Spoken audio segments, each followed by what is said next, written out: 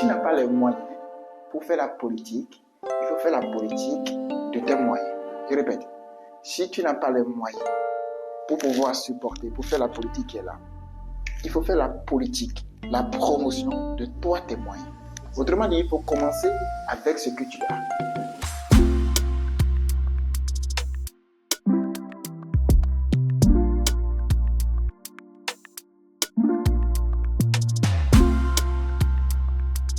Bienvenue sur Finisango, le podcast qui met en lumière les talents et les esprits visionnaires qui transforment leur domaine. Aujourd'hui, nous avons le plaisir de recevoir un invité exceptionnel, Léonce Toundé Sodinou, un économiste passionné par la transformation digitale, analyste de projet, il est formateur, expert en back-office Excel. Actuellement en Master Management de la transformation digitale, il combine expertise pédagogie en proposant des formations et en développant des solutions Excel pour optimiser les processus en entreprise. Léonce fait partie des jeunes qui ne se contentent pas d'observer le changement, mais qui s'impliquent activement pour la façonner. Son parcours est une source d'inspiration pour tous ceux qui souhaitent aller alliant compétences, techniques et impact réel. Bonjour Léonce. Bonjour Géry, quelle belle introduction. Merci. Bienvenue sur Finisango. Ouais, c'est le plaisir. Alors, comment te sens-tu? Très bien, bien en forme, et ça fait plaisir. Tu as un joli costume et tu es très bien habillé. Oh là là, tu me flattes. Merci beaucoup. Alors, sans plus tarder, Léonce, est-ce que pourrais-tu te présenter à ceux qui nous suivent? Alors là, je vais essayer de résumer ce que tu as dit. Parce que là, tu m'as présenté, je suis Léonce Sodinou, analyste et gestionnaire de projet de formation à la base. D'accord. Après avoir fait une formation en économie. Après, je me suis orienté vers la transformation digitale. Et actuellement, je suis formateur. J'ai créé un cabinet de formation. Mais avant ça, on a fait d'autres choses. En tout cas, on aura le temps de décortiquer tout à l'heure. Sinon, maintenant, on dit que Léonce est un formateur en Office. D'accord, que ce soit tout ce qui est Microsoft Office, Excel, PowerPoint, d'autres. Et développeur de solutions, comme tu l'as dit, avec le langage de programmation VBA. Excellent. Alors, merci. Sans plus tarder, nous allons ensemble plonger dans l'univers de Léonce, découvrir qui est cette personne qui est cachée derrière toutes ces expériences. Pourrais-tu nous raconter un peu ton parcours? Alors là, Léonce, c'est le jeune béninois qui, après un bac C, commence à l'université, a voulu faire les mathématiques, mais chose faisant, ça n'a pas pu marcher, il n'a pas été accepté dans l'école de formation d'informatique ni de mathématiques. Donc il a commencé l'économie à la FASEC et à la fin il a fait une spécialisation en analyse de projet. Après, il s'est auto-formé sur Internet avec des vidéos, des tutos qu'il pouvait trouver parce que ce n'était que la source qu'il avait pour pouvoir se former et spécialisé en Microsoft Office Excel d'abord. Par la suite, en 2021, il va en Côte d'Ivoire pour pouvoir travailler là-bas pendant 3 ans, que ce soit en informatique, donner des cours dans les universités, malgré son jeune âge. Ensuite, voilà, il avait aussi voyagé dans d'autres pays comme Burkina Faso ou bien le Mali aussi, toujours, pour pouvoir donner des formations, que ce soit en entrepreneuriat aussi ou en Excel. Actuellement au Sénégal, où il est en train de toujours chercher cette connaissance dans le domaine de l'informatique. Comme on l'a dit ici, Léonce, c'est un jeune qui ne se laisse pas, qui n'a pas une barrière par rapport à son âge, mais qui met en avant son ambition, ses savoir-faire afin de pouvoir partager autour de lui. Alors, qu'est-ce qui t'a orienté vers l'économie et la transformation digitale? Bien, d'abord, je vais commencer par l'économie. Je te disais tout à l'heure, après le bac, ce qui s'est passé, c'est que j'ai voulu faire MIA, mathématiques informatique appliquée. Mais chez nous, c'était un nouveau régime qui est venu, donc il faut forcément, comme c'est un nouveau régime, il faut forcément être retenu dans les écoles d'informatique ou de mathématiques avant de faire. Or, là-bas, on avait la possibilité de faire la double inscription. Donc, je pouvais faire économie pour pouvoir voir la bourse. Donc, à la base, je ne voulais pas faire l'économie, je voulais d'abord faire l'informatique. Donc, j'avais je m'étais inscrit, du moins, pour l'économie parce que je voulais recevoir la bourse. Je savais que c'était facile pour moi d'avoir la bourse là-bas. Donc, par la suite, les autres n'ont pas marché. Et ce n'était que l'économie qui avait marché. Donc, j'ai fait l'économie parce que je n'avais pas autre choix. Et par la suite, j'ai maintenant essayé de voir comment je veux par la suite m'en sortir. Donc, en réalité, je suis parti faire l'économie parce que j'ai cherché la bourse. C'est une belle opportunité et comme on le dit, on ne choisit pas son destin, il se présente à nous. Alors, tu ne t'es pas arrêté à l'économie. Après l'économie, tu as eu à migrer encore dans la transformation digitale. Mais d'où vient cette idée? Alors là, disons que à la fin de la formation en économie, j'ai fait une spécialisation en analyse de projet. Et il y a une autre école au pays, ENEAM, qui fait une formation en gestion de projet informatique. On avait le même programme en troisième année avec leurs étudiants, mais les étudiants, eux, leur diplôme, c'était écrit gestion de projet. Tandis que pour nous, c'était écrit analyse de projet. Et quand il y a des marchés, généralement, c'est un marché de gestionnaire de projet qu'il y a. Et nous, on est calé en fait, en tant qu'analyste de projet. Donc moi, je me suis dit, voilà, en regardant aussi l'avenir, qu'est-ce qui peut se passer? J'ai toujours voulu faire l'informatique. Pourquoi ne pas faire maintenant une formation en gestion de projet informatique? Donc c'est cette formation que j'ai cherchée pendant 4 ans au pays, il y en a. Il n'y a pas ça au Bénin, j'avais trouvé ça en France. Et récemment, ça a été créé ici, il y a 4 ans. Okay. D'où, quand la formation a été créée ici, je suis maintenant venu faire ça. Avant de faire, il faut passer par la transformation digitale et faire la spécialisation en gestion de projet informatique. Un sacré parcours. Ouais.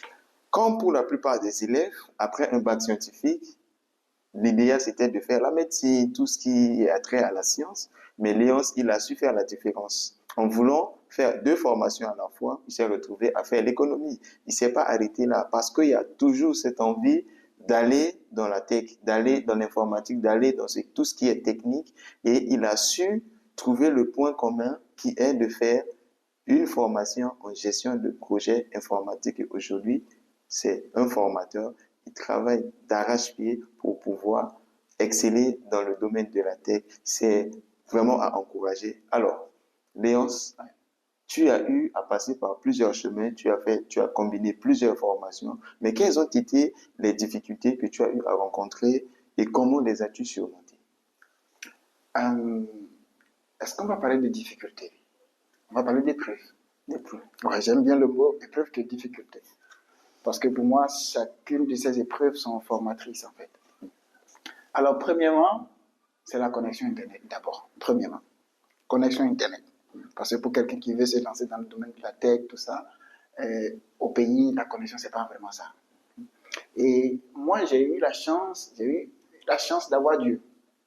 Ça, je te le dis, hein, parce que j'ai rencontré de très belles personnes comme toi aujourd'hui, qui ont été des solutions à ces problèmes, à ces épreuves. Voilà, pour ne pas me tromper moi-même sur les mots. Donc, premièrement, c'est avoir accès à une connexion Internet facilement. Deuxièmement, bon, tu sais, moi, je suis orphelin de père. Ouais. Donc, c'est un peu difficile financièrement, soi-même, de pouvoir s'en sortir. Donc, tu devais, comme on le dit en jargon ivoirien, baradur. Il faut baradur. Ouais. Donc, c'était un peu difficile. Il faut chercher de l'argent, il faut faire des jobs. Même Malawa, on appelle ça en Côte d'Ivoire, Malawa, ceux qui font aide-maçon, tout ça, là, à faire. Pour pouvoir gagner de l'argent, dans l'intention de pouvoir se payer la connexion et suivre une formation en ligne, parce qu'on n'avait pas la possibilité de se payer tout ça. Donc, moi, je vais dire que c'est la seule, en termes de difficulté que j'ai eue, c'est ça.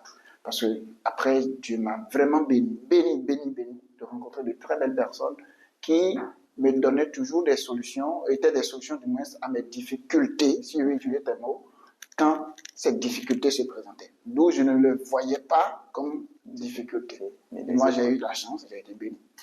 Et comme on le dit souvent, les épreuves sont les maîtres de la vie. Elles nous enseignent à être forts.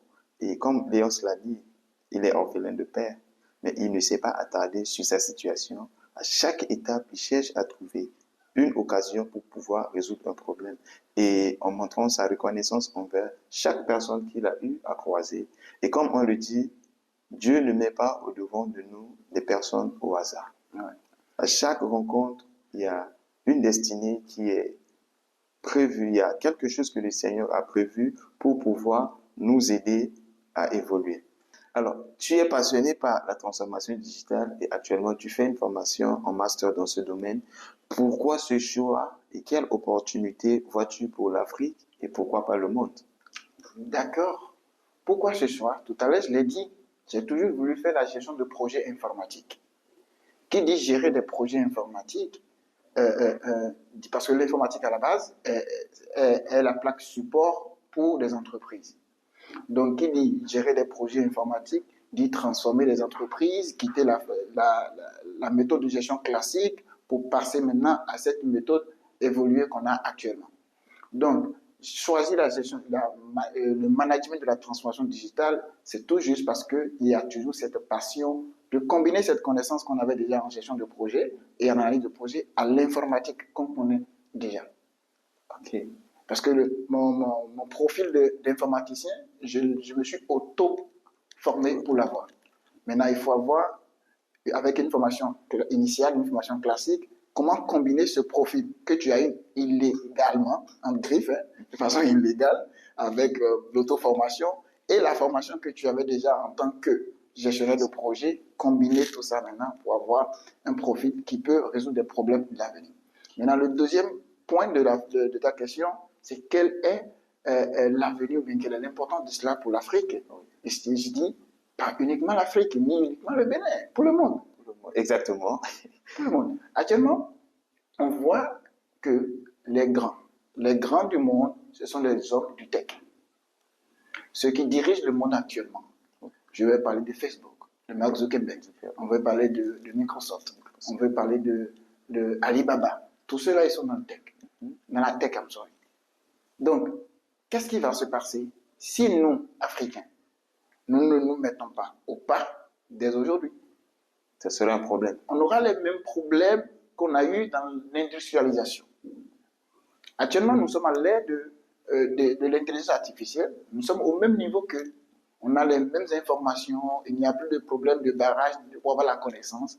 Alors, il faut vite le faire. Il faut vite s'y appliquer. Et pour l'appliquer, il faudra des gens qui vont gérer les techniciens. Et c'est nous. Exactement. Les managers. Les managers. Exactement. Ils sont indispensables. Oui. Parlons de l'intelligence artificielle.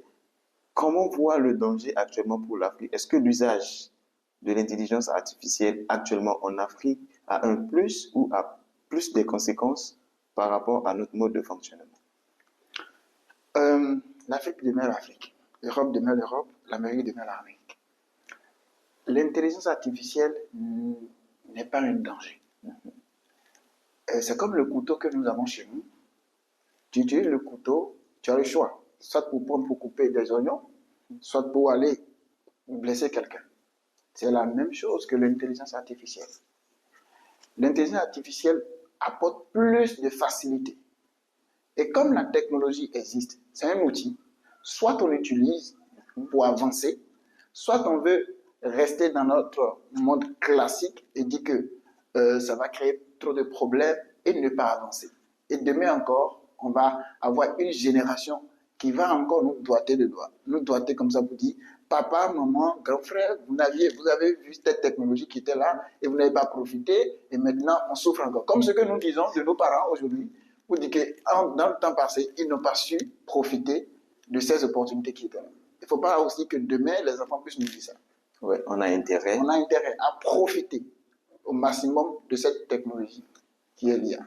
Non seulement on a intérêt à profiter, et il faut mettre un cadre idéal pour que ce profit soit dans le sens positif. Ouais. Aujourd'hui, le danger qui est là, c'est on peut avoir un enfant qui dit, bon, il y a l'intelligence artificielle, ça nous facilite, mais ça peut aussi nous rendre paresseux, ça peut aussi nous rendre idiots, ça peut aussi nous rendre bêtes, pour ne pas dire de gros mots. Parce qu'aujourd'hui, tu poses une question, tu as un travail à l'école, au travail, etc. Il y a un besoin, tu poses la question, tu as la réponse. Mais il faut se préparer d'être en mesure de pouvoir toi-même fournir la réponse demain quand tu n'as pas cet outil-là. Oui. Et c'est le danger qu'il y a. Mais vraiment, comme il a si bien dit, nous devons en profiter au maximum et surtout mettre en place des cadres qui réglementent l'usage, que ce soit dans le milieu professionnel, que ce soit dans le milieu scolaire. Et pourquoi pas dans l'église, partout. Partout, oui. Tu sais, tu parles de réglementation, ça m'intéresse bien, de réglementation par rapport à ça.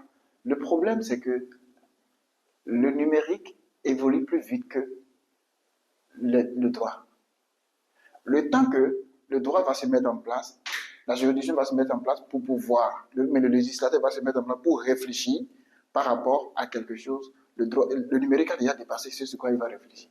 Et l'homme, tu vas voir, généralement, on ne change pas régulièrement, chaque année, la loi qui est là, ainsi de suite. Non. C'est plutôt un problème d'éducation. Il faut qu'on éduque sur des valeurs. Si on veut respecter les valeurs, on ne va pas attendre la réglementation. On ne va pas attendre cadre juridique. Parce qu'avant qu'il n'y ait cadre juridique, vraiment, la technologie évolue plus vite qu'en fait. Donc, eux, ils seront toujours en retard. La réglementation sera toujours en retard par rapport à l'évolution du numérique. Mais c'est l'être humain, l'éducation qu'on va se donner. On va dire oui, il faut faire ça, l'éthique est là, les valeurs sont là. C'est plutôt cette éducation qu'il faut donner à la jeunesse, ou bien même aux vieux, pour que tout le monde puisse comprendre que oui, il faut que je forme mon enfant pour le dire. Ça, on ne le fait pas. L'enfant qui sait qu'il faut étudier, même s'il a l'outil qui est là, il ne va pas tricher avec. Exactement. Parce qu'il sait qu'on l'a inculqué des valeurs d'éducation.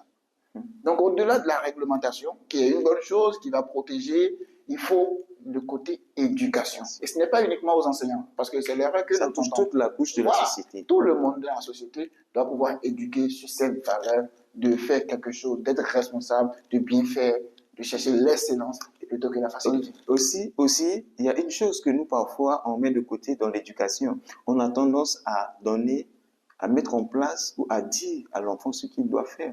Mais on ne pense pas être un exemple. Parce que le meilleur moyen d'éduquer, c'est de montrer le bon exemple. Aujourd'hui, je vais dire à mon enfant, on ne ment pas. Ou bien, un exemple simple, dans l'éducation, pas de téléphone à table. Mais pendant qu'on mange, j'ai mon téléphone à côté. Et ça pose problème. L'enfant va se dire, mais papa, il est comment? Qu'est-ce qu'il dit? Il dit une chose, mais lui-même, il fait le contraire. Et ça a un impact. Alors, revenons sur ce sujet intéressant. Mais revenons déjà à... Tu es expert en Microsoft Office Excel, tu fais des formations, tu proposes des formations ainsi que des solutions pour optimiser les processus en entreprise, etc. Comment as-tu développé cette expertise? C'est là que je t'attendais. Là, je vais parler de ça sans parler du cabinet Smart Autobus Consulting. C'est cette compétence qui m'a amené à créer ce cabinet où on offre tous ces services que tu as mentionnés. Alors, comment est-ce que j'ai développé la compétence? Tout à l'heure, je l'avais dit, j'ai tout appris sur YouTube. Premièrement, j'ai profité de Covid. Ouais. Je dis, dans chaque problème se trouve une opportunité. Minimum une. Sinon, il y a au moins. Au moins. Tu vois. Donc, quand Covid était là, c'était tout le monde à la maison. Je t'ai dit que moi, j'ai eu la chance d'avoir des personnes qui m'ont aidé pour pouvoir trouver des solutions. Il y a un monsieur qui m'a offert Pocket Wi-Fi. D'accord? Et à moi-même de recharger avec la connexion Internet. Donc, quand j'ai l'abonnement le mois, ça fait 15 000. Donc, quand j'ai rechargé, YouTube a sorti. C'est parti. Dans la nuit, je bossais, j'étudiais Excel, j'apprenais Excel. Et laisse-moi te dire, je me suis orienté totalement Excel parce que, je le dis et ça étonne beaucoup de personnes, Dieu m'a orienté vers Excel. La Bible dit que Dieu prend des petites choses pour confondre. Dieu prend les petits pour confondre des grands. Oui. Je t'ai dit que j'étais purement, entre parenthèses, j'étais purement en gestion de projet. J'ai même voyagé parti au Mali pour pouvoir donner des formations. J'ai créé premièrement avec Rodolphe Aguemont une plateforme de Smart Opportunity. On formait en entrepreneuriat, créer, lancer des business plans, tout ça.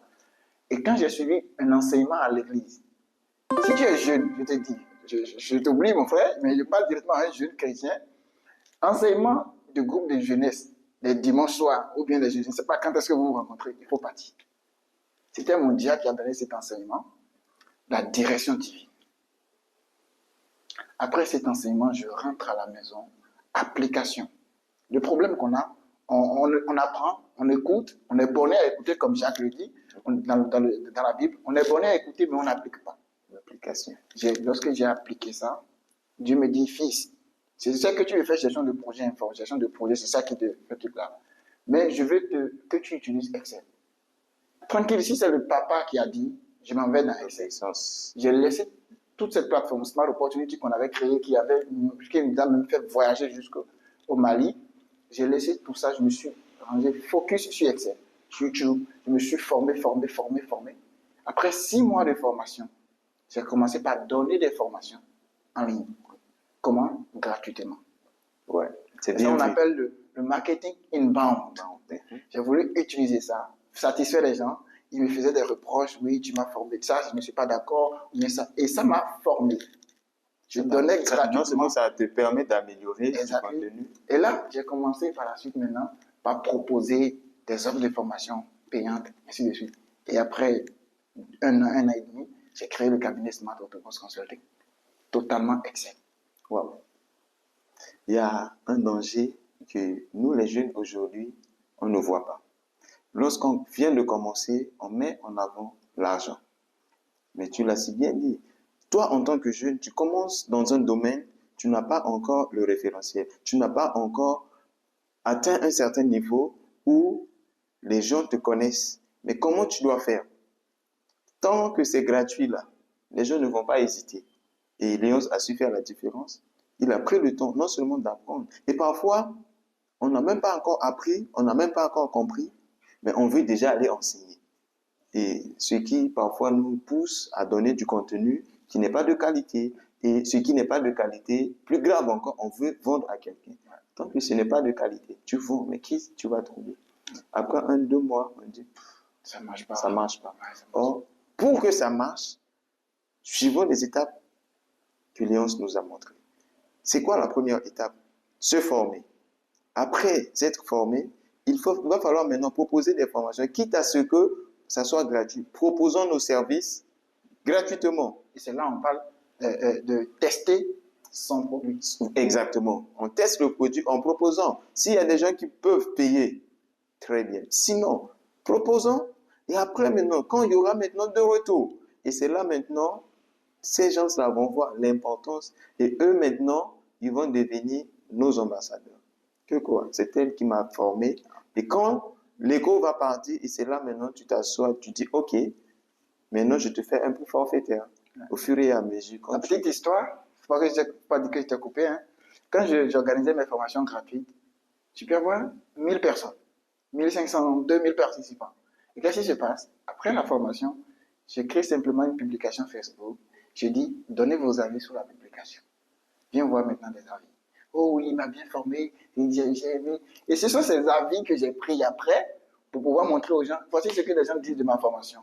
La formation coûte 25 000, tu vas payer. Parce que tu vois déjà que tout le monde parle bien de la formation. Je ne fais plus publicité moi-même. C'est ça que je te disais, le marketing inbound. Le gars, il est satisfait, il parle de toi, directement, il te recommande à une autre personne. Et même, il te trouve des clients par réputation, la qualité de la formation. Alors, soyons pointus. En tant que jeune engagé pour le changement, comment contribues-tu concrètement à cette transformation? Tu fais des formations, il y a énormément de choses, mais aujourd'hui, si on veut avoir une cible pointue, comment contribues-tu à cette transformation? J'ai mis sur pied avec le cabinet Smart Autoboss Consulting une autre communauté qu'on appelle ARM. A pour dire auto-formation, R pour dire réseautage, et M pour dire le médias sociaux, tout ça. Pour dire quoi? Pour juste montrer aux gens ce que j'ai fait. Je me suis auto-formé, j'ai créé un réseau, d'accord? Et par la suite, j'ai utilisé les médias sociaux, parler de Facebook, tout ça, pour pouvoir faire mon auto-formation. Et cette plateforme, je l'utilise pour pouvoir former les gens, partager gratuitement ma connaissance à d'autres personnes. J'ai l'habitude de dire que la seule chose qui devient beaucoup quand on en partage, c'est la connaissance. La connaissance et l'argent. Il y a un de mes professeurs qui nous a dit, quand j'étais encore à Centre digital de Orange, ici au Sénégal, il dit, s'il y a deux choses ou quand tu veux multiplier, il faut les partager. C'est la connaissance et l'argent. Plus tu partages, plus tu engages. Ça revient vers toi. Tu vois? Et là, j'ai mis sur pied cette plateforme où je partage cette connaissance. Je vais te dire, par exemple, le slogan de notre cabinet, tu sais ce que c'est? J'ai hâte de savoir. Cabinet Smart Autobus Solutions, la passion de l'expertise et du partage. Child. Just to share, juste partager la connaissance. Et parce que je sais que moi, les gens me l'ont donné cette connaissance gratuitement. Si je peux aider, je ne peux pas partager de l'argent pour le moment. Même si nous sommes en train de créer une ONG dans ce sens. Parce que notre cabinet, quand nous avons ce pôle social, et social dedans. Maintenant, nous sommes en train de vouloir carrément détacher du cabinet pour en faire une ONG qui serait totalement là pour pouvoir aider les gens. Mais ce qu'on veut donner comme aide ne peut pas vraiment aider tout le monde. Exactement. Donc, ce qu'on peut donner, qui peut vraiment changer, c'est ce qui est dans la tête. Oui. Parce qu'on a appliqué ça, ça a donné des résultats. On pense que si on donne aussi aux gens, on ne dit pas de tout prendre. Prends ce qui est bon dedans. Ce que tu trouves bon, prends. Ce qui n'est pas bon, jette. Et là, on croit que comme ça, on va pouvoir y contribuer.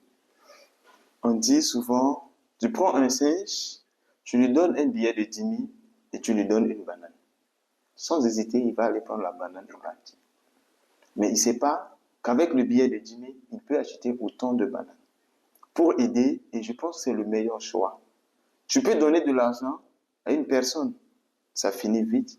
Mais quand tu donnes la connaissance, cette connaissance peut générer autant d'argent possible pour cette personne. Et la connaissance, c'est la chose la mieux partagée au monde. C'est la chose que quand tu l'as toi-même, tu peux maintenant créer, transformer, faire tout ce dont tu as besoin, tout ce dont tu es capable pour pouvoir générer tes revenus. Et j'ai bien aimé ta mission. Ce n'est pas toujours de faire focus sur l'argent, mais comme toi, tu as su découvrir, tu as mis en place le ARM, auto-formation, réseautage et le réseau social, si tu veux. Voilà. Et c'est tout. Il ne faut jamais dépasser l'étape de la formation. Tant que tu n'es pas formé pour quelque chose, c'est très difficile d'exceller. Et il faut ajouter, il y a un de mes amis, Théophas, qui a l'habitude de dire, si tu n'as pas les moyens pour faire la politique, il faut faire la politique de tes moyens. Je répète, si tu n'as pas les moyens pour pouvoir supporter, pour faire la politique qui est là, il faut faire la politique, la promotion de toi, tes moyens. Autrement dit, il faut commencer avec ce que tu as. Parce que d'autres vont te dire que pour me former, ah non, moi je vais faire une formation en marketing digital, allez, je dois partir dans telle école. Mais non, tu as un smartphone. Lance-toi sur YouTube. Commence déjà. Tranquille. Il y a des applications gratuites qui existent maintenant. Il y a des certifications même gratuites qui existent en ligne. Il y a des MOOC qui sont là. On ne fait pas des universités, tu peux regarder gratuitement. Tu fais la promotion de ce que tu as. Et par la suite, tu vas voir ce que ça donne. Très pertinent et c'est un sujet qui est intéressant. Je vous invite vraiment à venir. Léonce, c'est un jeune dynamique mais qui a beaucoup à partager. Et sur ce plateau, on n'aura pas le temps de tout voir, mais on y reviendra. Alors, Léonce, c'est bien beau de parler de nos réalisations, mais ce qui peut nous faire avancer, c'est de regarder vers le futur. Quels sont tes projets futurs? As-tu des initiatives en cours ou à venir pour élargir ton impact que tu as déjà? Oui. Premièrement, je vais toucher deux points clés. D'abord, c'est par rapport à la formation que j'entends de faire actuellement, qui concerne le management de la transformation digitale. Tu finis ça et tu reprends ton cabinet, Léonce. Je parle à Léonce comme ça. J'aime bien me parler. Il y a un livre, en parenthèse, que j'ai lu, c'est Fabrice Awignon, La loi de la transcendance. Voilà, tu te regardes dans le miroir et tu t'auto-parles. Ça aide beaucoup parfois. Donc, qu'est-ce que je me dis? Après cette formation, c'est de redéfinir le business model du cabinet.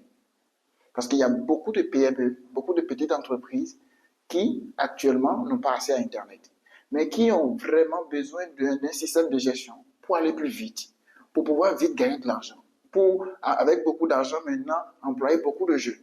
Donc, carrément, aller proposer des solutions pour ces PME et via mon cabinet. Ça, c'est le premier point professionnel. Maintenant, le côté impact social, tout à l'heure, je vous ai parlé de l'ONG que nous sommes en train de créer. D'accord? Ça serait une ONG internationale. Actuellement, nous sommes au ministère de l'Intérieur au Bénin pour tout ce qui est préparatoire en papier. Et là, donc, si l'ONG est sur pied, je prendrai la présidence pendant 4 ans, premièrement, les 4 premières années. Et après, voilà, je laisse à d'autres personnes pour pouvoir gérer. Donc, l'ONG pour aller faire du social, le cabinet pour pouvoir aider autant de PME possible qu'on peut aider. C'est très intéressant. Alors, un sujet important, une question qui m'est venue en tête, parlons de l'ONG. Actuellement, y a-t-il des défis, des opportunités, des difficultés que tu rencontres en voulant mettre en place ce... Ah oui, il y a des difficultés. Là, il y a des... Bon, tu sais, si c'est facile, ce n'est pas un problème. Si c'est facile, ce n'est pas bon. Il y a un Théophas toujours qui me dit, quand c'est facile, pose-toi la question, où est la NAC? Il doit y avoir la NAC quelque part. D'accord? Donc, bon. Actuellement, on a déposé les papiers, ils vont te dire que oui, tu dois être au pays, il faut voyager, le billet, tu sais comment ça voilà, il faut descendre au Bénin, signer des papiers, il faut revenir encore, c'est pas mal. C'est très compliqué, mais comme je te l'ai dit, Dieu m'a béni avec le capital humain.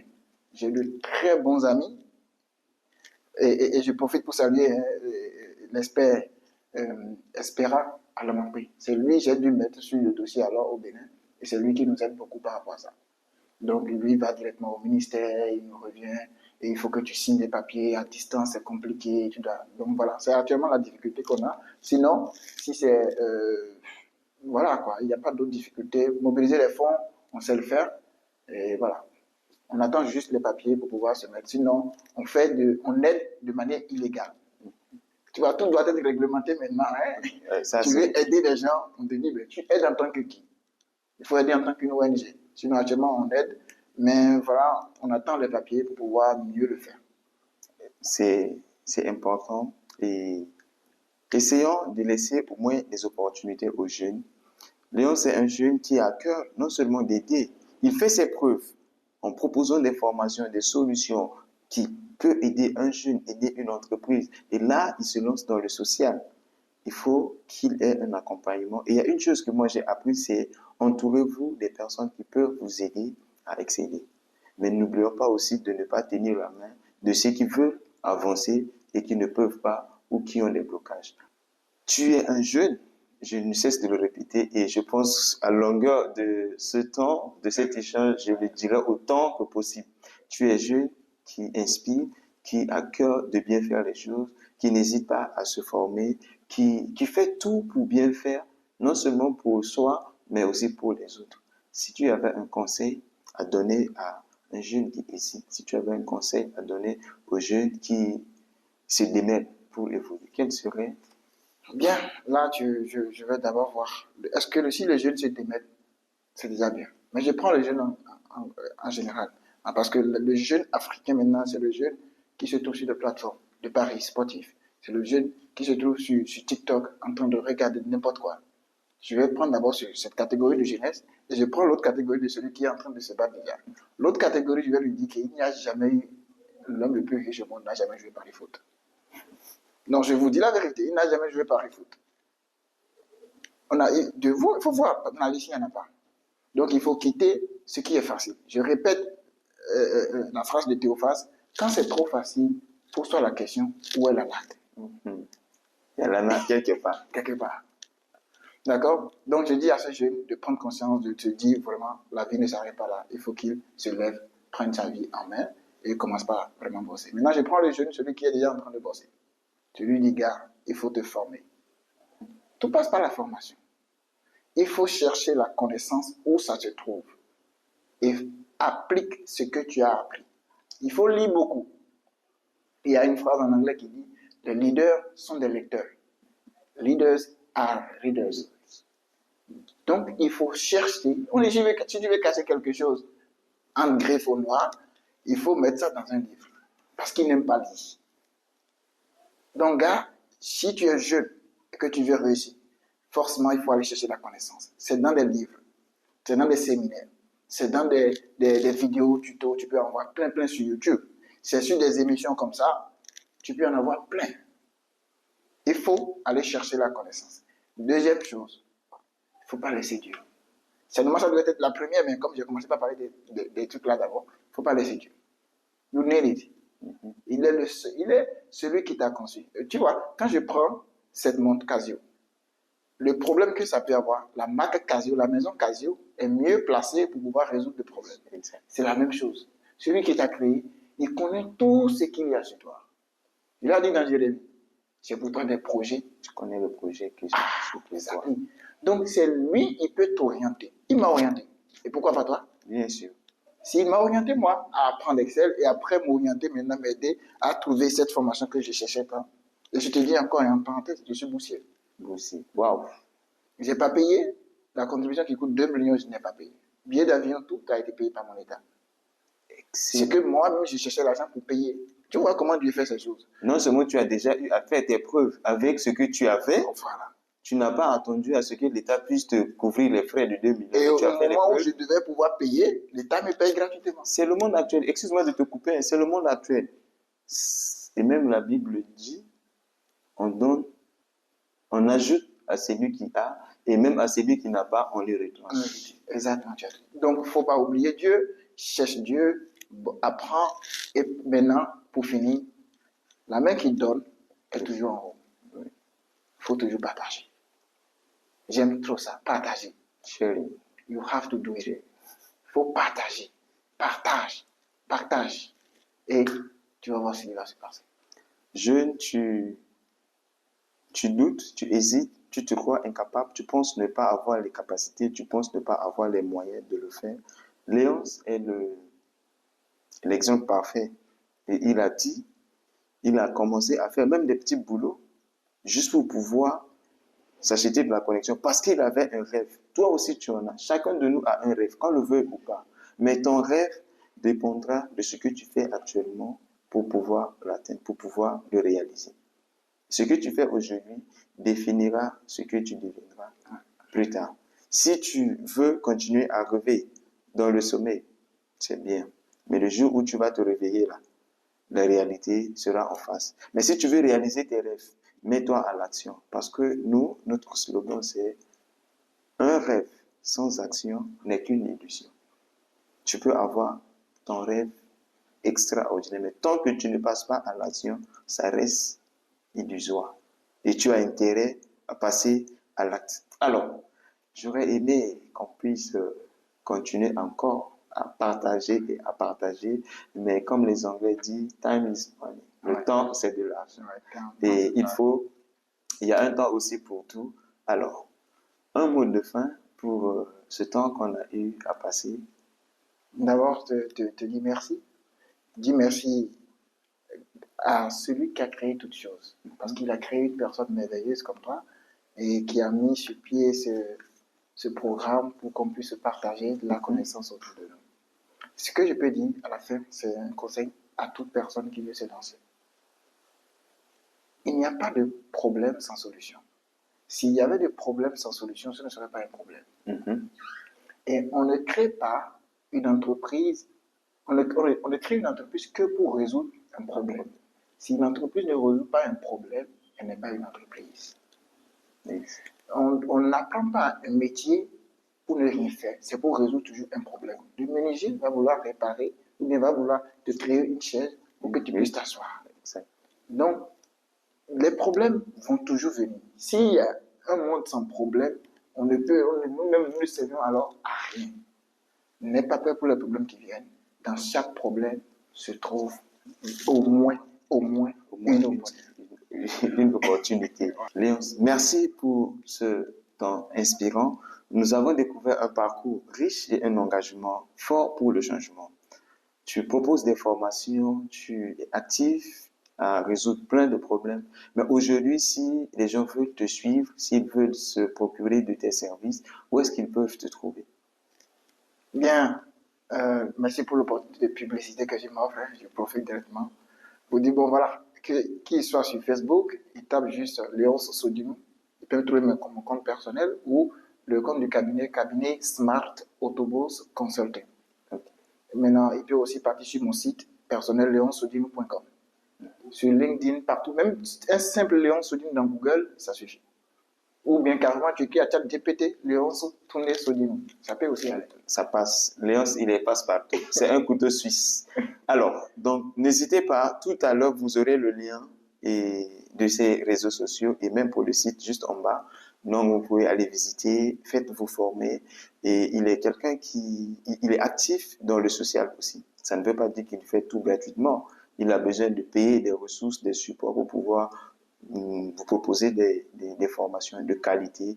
Donc, n'hésitez pas à le contacter, quels qu'en soient les problèmes que vous avez. Bon, lui, il n'aime pas qu'on dise problème. Quels qu'en soient les épreuves que vous avez, voilà, il y a toujours une opportunité. Et peut-être que c'est lui la solution à votre problème.